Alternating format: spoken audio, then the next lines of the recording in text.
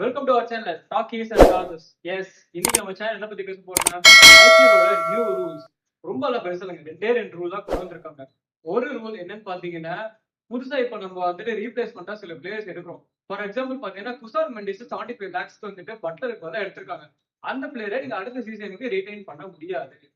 Second rule என்ன அப்படின்னா, இப்ப ஃபார் எக்ஸாம்பிள் ஒரு பிளேயர் இன்ஜுரி ஆயிட்டாருன்னா அவரை நீங்க ரீடைன் பண்ணலாம் அடுத்த சீசனுக்கு. யாரு பாத்தீங்கன்னா இப்ப நம்ம ஊர்ல ஆர்சிபி தேவதத் படிக்கல் இருக்காரு. அவருக்கு ரீப்ளேஸ்மெண்டா ஒரு பிளேயர் மயங்க் அகர்வால் வந்திருக்காரு. அவரை நீங்க நினைச்சா ரீடைன் பண்ணிக்கலாம். இந்த 2 ரூல் கொண்டு வந்திருக்காங்க.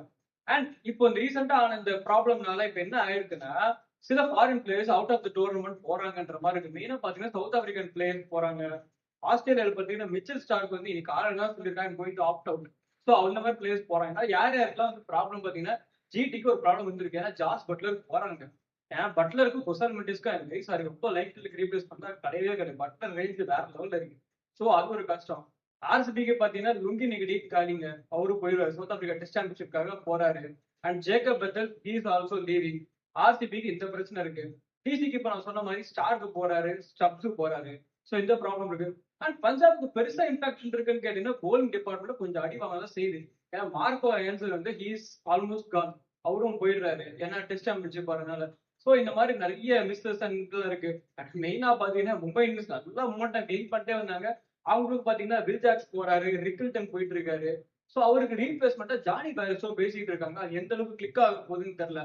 ஜானி பேரிஸ்டோ வந்தாருன்னா அவர் உள்ள ஒரு ஹார்பின் பாக்ஸும் போறாரு சவுத் ஆப்பிரிக்கா டெஸ்ட் சாம்பியன்ஷிப் வரனால. சோ இந்த ஒரு ப்ராப்ளமும் இருக்கு. மும்பைக்கும் பாத்தீங்கன்னா இந்த மாதிரி நிறைய இந்த ரெண்டாவது கன்ஃபியூஷனாகவே போயிட்டு இருக்கு. சோ ஆல்மோஸ்ட் இந்த ரேஸ் டு தி பிளே ஆஃப்ஸ்ன்றது ரொம்ப டைட்டா போகுது.